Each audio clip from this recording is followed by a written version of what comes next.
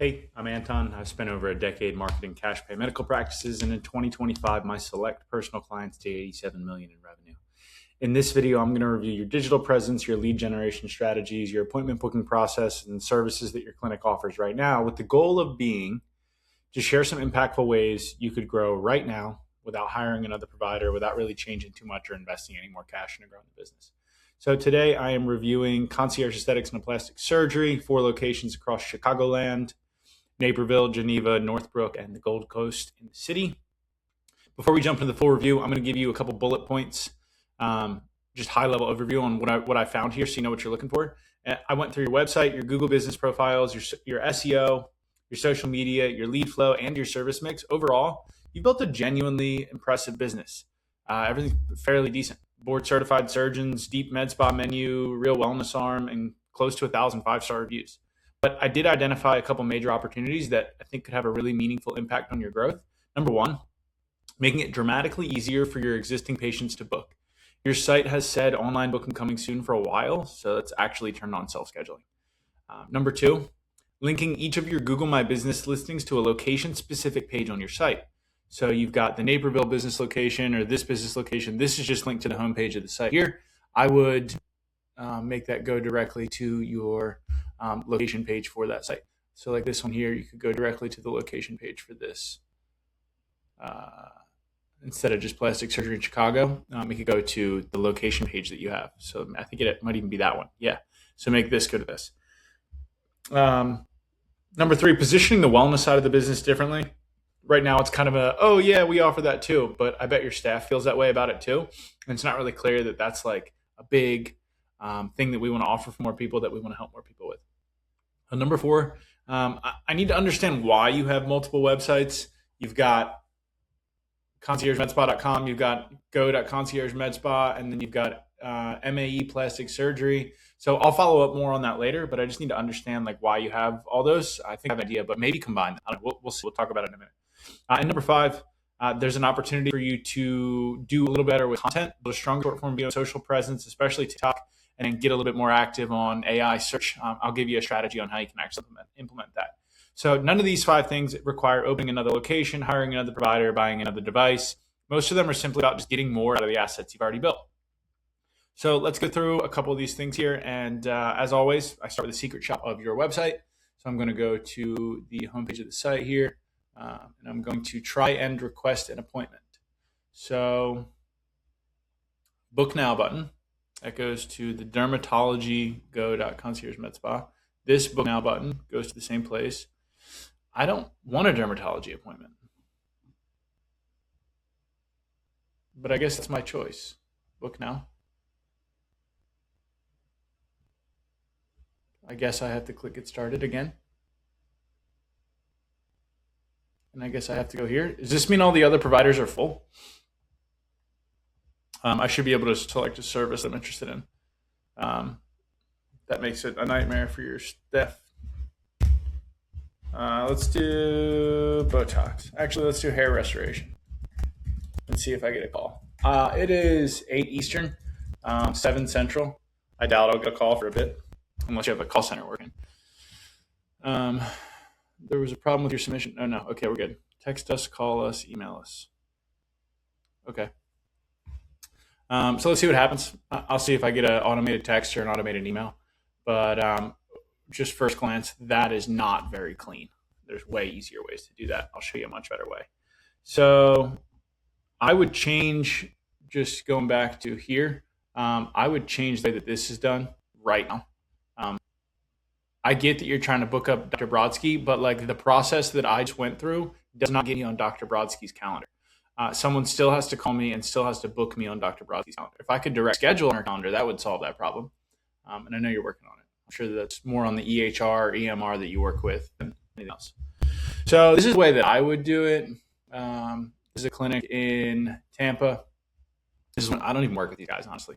This is one that I've seen do really well.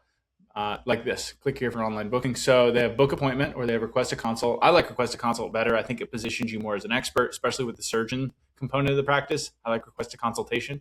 And then you can have this pop up, click here for online booking, and then submit form with service you're interested in. I would even add that to this one. So that's the way that I would do it. Just quick change that I would make. Moving on to the Google My Business listings. So first, I would standardize your categories. Skincare clinic, I think, is probably not what you are. I think you're more than just a dermatologist. I think you're probably medical spa. And then I would keep one of them as plastic surgeon. So I think you've got two in Northbrook. I think you've got MAE plastic surgery in Northbrook. I think I would keep that one. Here, this one here. I hope it didn't click website. Yeah. So I would make all the concierge aesthetics ones med spas, and then I would make this one, which seems to be the existing listing. I would make that one the plastic surgery one because it looks like Dr. Epstein, that was like the existing thing or something. So I would make that the plastic surgery one because you still want to get those patients, but I would change all the other ones to med spas because it's just not consistent right now. And then you have an old one for Barrington. You had a Barrington listing, and that one had 68 Google reviews on it. You should capture those Google reviews and merge those into one of your other listings because like that's incredible equity. Some people never get 68 Google reviews. You should get those. You should merge them into one of your existing listings. And then a unique tracked link. So like for this one, for example, when I click website, I forget which one that was. Let's say it's Northbrook. You have a page on your site for Northbrook. It should go to that Northbrook page for just even more like authority and trust. Here, plastic surgery med spa in Northbrook. There's no reason to not send them to this page.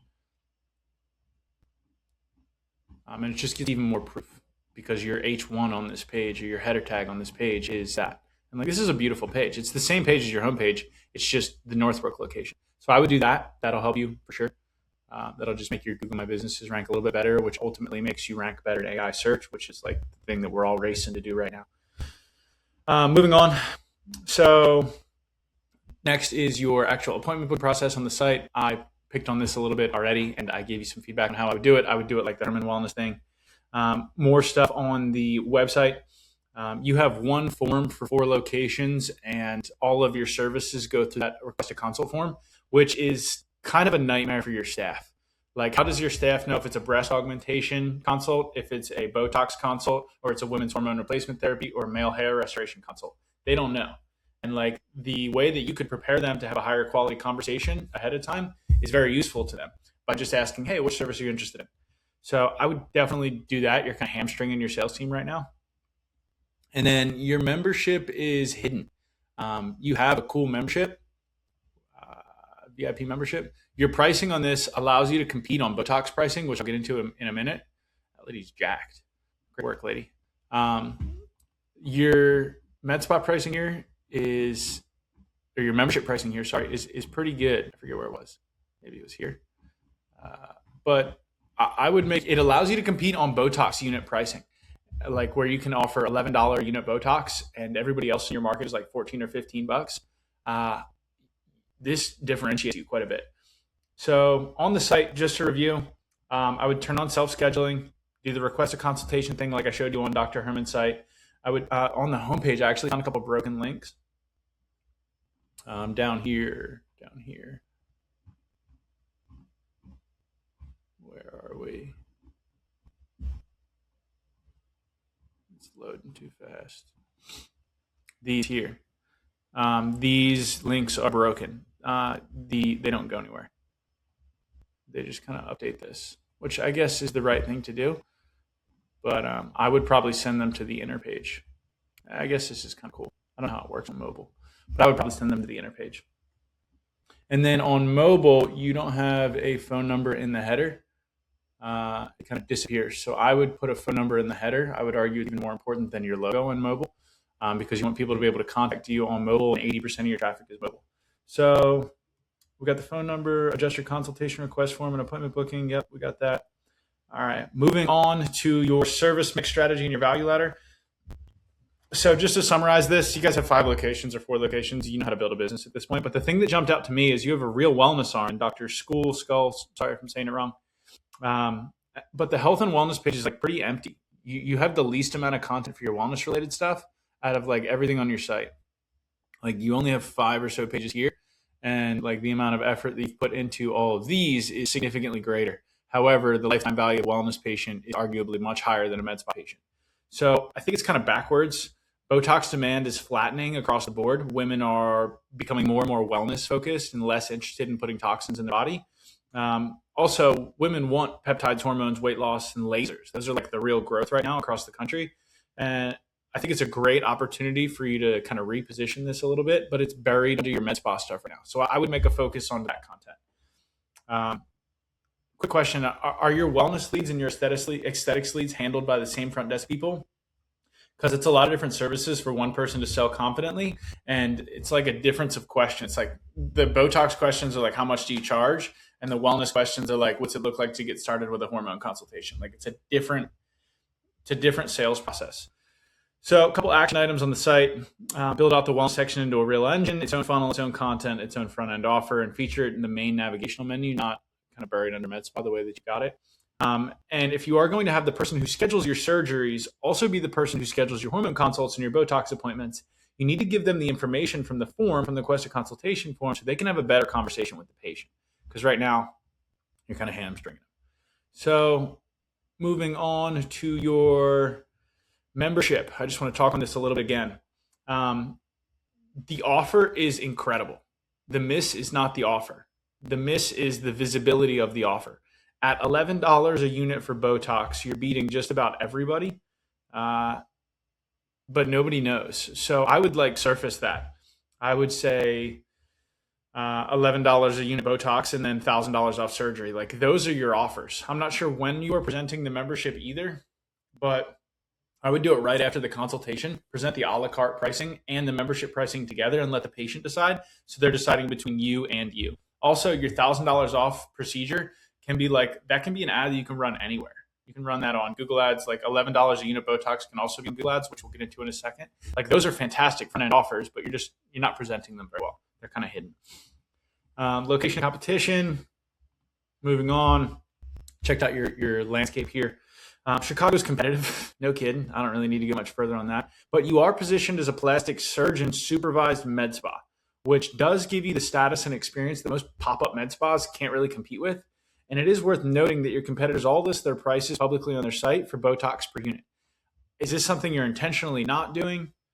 You could beat them with your membership pricing and then get the patient in the door and sell them on membership. I really think we should bring that membership pricing to the front. Moving on to your SEO. So I use RFs, Ahrefs. I just looked at your overall traffic. So this is Concierge Med Spa trending up and to the right. A lot of people got hit in this section and went down. You seem to have pushed up, which I don't know if somebody's working on it right now for you, but that's great. Good job. I had a lot of clients dip in this range when Google redid this algorithm. So good job. But overall, not really too impressed with the blogs. Your bottom of funnel stuff is doing really well, like plastic surgery Naperville. That's incredible. Great job. You rank for branded stuff, but like your blog stuff, like Zoman versus Dysport. This is a good one. We should have a lot more like this. And then I looked at the other site as well. I don't know if this is even a site that we're still working on, maeplasticsurgery.com, but like this one still owns some really good real estate. So I don't know what the logic is on why we're splitting them. I imagine this is probably the Dr. Epstein's initial site that he built, and then down the road went and rebranded to a more corporate kind of feel with Concierge Med Spa. I imagine that's what happened. But what's happened is you've left some domain authority kind of scattered across the internet. So here's what I would do. I would make a Google Sheet library of all of your service pages with links to all the pages. So like you've got a column, which is like service page, and then you've got a link to like weight loss program, and then build all that. It's going to take some work, but I'm gearing you up for the future on how to do this. And this is something I'm doing myself. So you got this Google Sheet, you've got your links of all your different pages in here, and then you're going to take all your Google reviews. I know it's 1,000. You can probably get some AI help with this, and put all of those into a Google Sheet as well. And what you're doing is you're building a library of services you offer, problems you help people with, outcomes you help people achieve, and real patient experience, satisfied customers. And then you're going to tell Claude or GPT, whatever your AI robot of choice, say, write me blogs using this content in this structure and give me the exact content that I need to go and put on the pages. And it will do that. It will give you real customer experience related content that shows like patients that actually interacted with your business, customers that really interacted with your business. Don't use their names. Obviously, don't use patient names. But this is how you crush AI search right now. It wants real patient experience and not more fake AI content. So that's how you can get a leg up on most people right now. Let me close a couple of these. Moving on to like technical SEO here. I did a little bit deeper dive. So the one thing is just make sure AI crawlers aren't blocked and that the aggregate review schema shows your true count, not just a stale number. That was the one thing that I got feedback on. Let me just open this for you. conciergemedspa.com. And then I'll go to /robots.txt. This is how you can check to see what's allowed. Allow. There's no disallows. Tresio CMS. That's what it's built on, huh?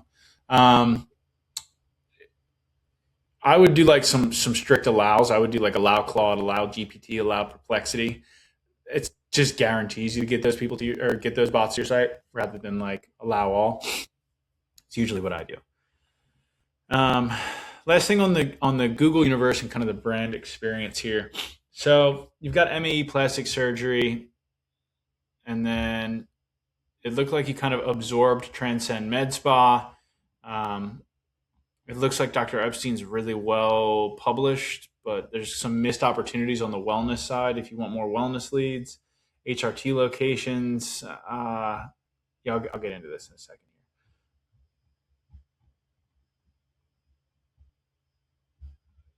here. Yeah, okay, we talked about that. Moving on to your ads. I looked to see if you were running Google ads and you only have these two running, at least from what I can see. Just dermatology ads, which is weird. These are like bottom of funnel for you. These are like super low ticket. I don't even know why you would spend money on this. And then I looked in your meta ads and I didn't see any meta ads being ran either. So I was curious, you must be like between agencies right now. I would run high ticket, high intent ads on Google. I understand Chicago's competitive, but like your top end customers you can afford to pay for. Plastic surgery customers you can buy. And then I would do on IG and TikTok low ticket short form video ads for like Botox, filler, injectables, things like that. That's how I would structure your ad strategy. And then going on to your social media platforms here, I'm not super clear on the goal of the practice. So it depends how you want to position your providers and what their goals are. Do they want to be the face? If so, we need to brand the specific providers better. If not, we need to focus on posting on the spa page, do like user generated content with providers and patients in it. That's what works the best right now. So you'll see like this. That one did really well. That one did pretty well. This one did pretty well. This one did pretty well. Like you can see the pattern. Like the ones that do well are user generated content, patient face or provider facing. And then I would get pretty aggressive with this. I would do 4 times a week posting minimum daily if you can. And I would cross publish TikTok, Instagram Reels, YouTube Shorts, and Facebook. I would get all of those going at the same time. And then I had a question here on this. So I found a different business, this one. Comprehensive Center for Women's Medicine. This is Dr. Skull, it looks like. It looks like she has her own practice, which is great. Like that's cool. But in the terms of like where people are finding your providers, this is just kind of messy. So I mean, we could probably come up with a strategy on how to fix that, but right now it's just kind of unclear. So moving on just to overall action items here. I've got a summary for you. And then feel free to reach out to me when you see this video and I can give you this actual document. But I would turn on the online scheduling for sure. Remove that booking coming soon. Do it like Herman did it, like I showed you in the example. Change the primary CTA from contact us to request a consultation, and then create the pop-up. And then I would build separate intake funnels for each of these different types of patients. So after somebody submits the form, if they submit a certain service that they're interested in, have them go to a different booking page.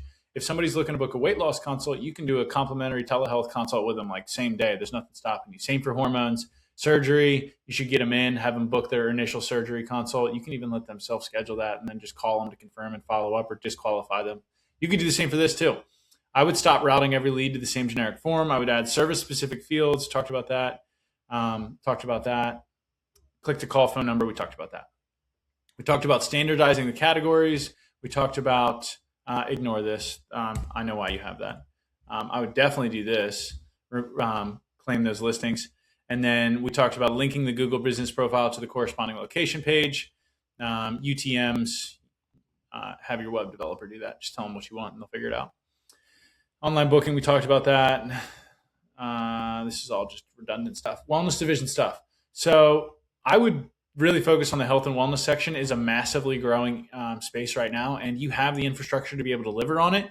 It's just not something that's the focus of the practice right now. And I'm not saying make it the focus. I'm just saying put some more focus on it, because these patients are going and purchasing these services from other clinics right now. And it's either, are they going to purchase it from you or for somebody else? So I'm not saying you have to be everything to everyone. Obviously, that's a losing strategy, but I would at least make sure that your patients know that you offer this stuff. Membership optimization. This is a front end offer. I would lead with $11 a unit Botox, and I would lead with $1,000 off surgery. On any of your paid ads campaigns, that's this could crush. Pricing strategy, we can just chalk that up as redundant from above.